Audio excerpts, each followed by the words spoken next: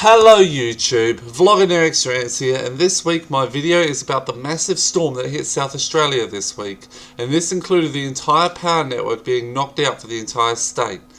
Yes, on Wednesday at about 3:50 PM, the power went out for everybody across the entire state of South Australia, where I live. Also, I'm going to be talking about climate change as well, since the stupid link was made, apparently.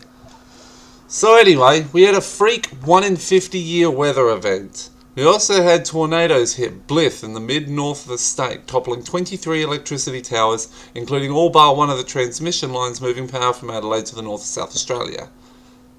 There were 4 of those and 3 of them were taken out. Next up, the distribution network was damaged, which meant that the electricity to people's homes were also knocked out. And finally, the interconnectors between South Australia, Victoria and New South Wales, allowing all 3 states to share electricity, was cut off, reducing the amount of electricity available to South Australia to almost nothing. So how the fuck did this happen? Well, fucktarded decisions made by the state Labor government, including relying on a lot of our energy from wind, the most unreliable of the renewable energies, owing to there only being a small range of wind speeds that a wind turbine can work in, and not only exporting all of our natural gas overseas, but also synchronising our prices to the rest of the world, resulting in all of the gas-fired power stations being shut down because of cost. In addition, South Australia also has no coal-fired power stations, the last of them in Port Augusta being shut down because of costs last year. The results were catastrophic. Tens of millions of dollars of damage, embryos destroyed in Flinders Medical Centre, thousands of people losing power for days.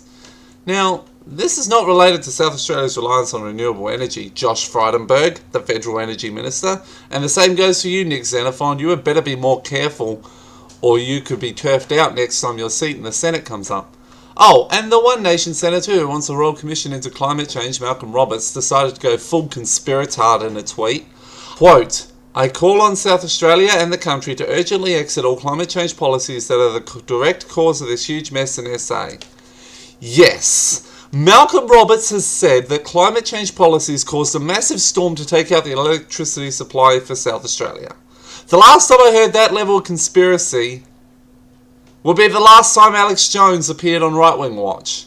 I even put up a Facebook post where I said, with a link to his tweet, "Alright Alex Jones, that's enough out of you." I then linked to a Rational Wiki article on Alex Jones, specifically all the conspiracy stuff.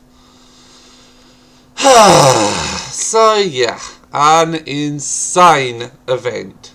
And literally speaking, perfect storm. Here's the problem. Earth's atmosphere hit 400 parts per million concentration of carbon dioxide all year round this month.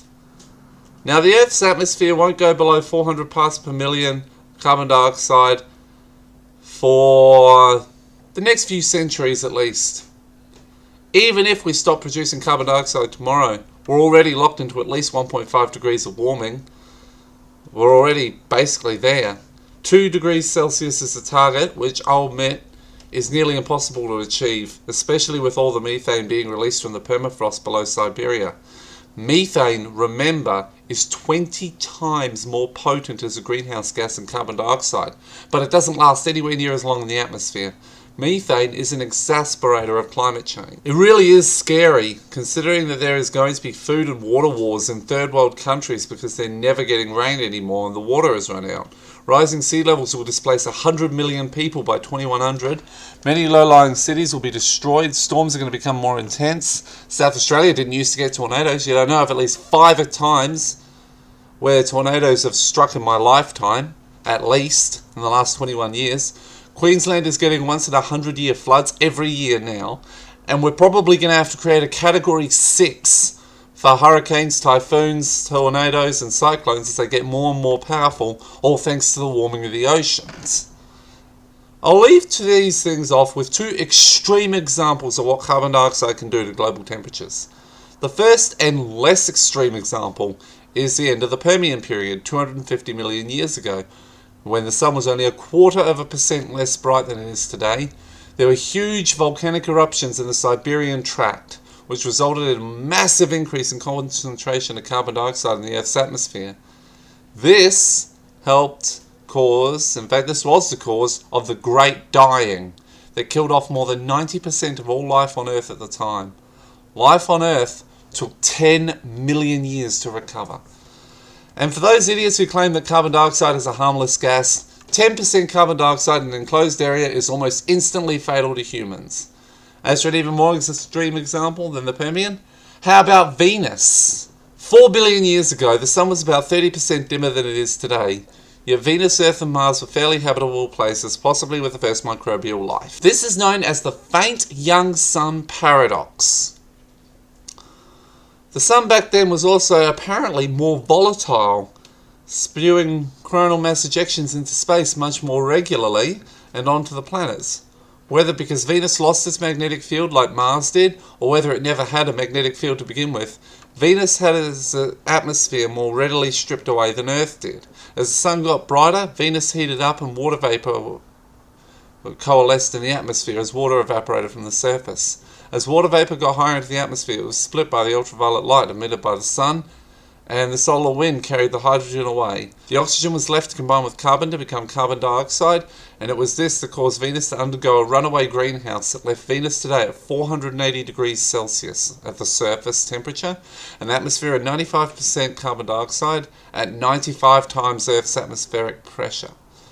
So, climate change is happening and we're seeing its effects now. The storm that hit Adelaide and knocked out the entire power grid for the state was not caused by climate change policy. It was caused by tornadoes damaging infrastructure in the mid-north, caused by climate change. So that is my video for today. I hope it was informative. Please rate, comment, share and subscribe, and have a great day everyone.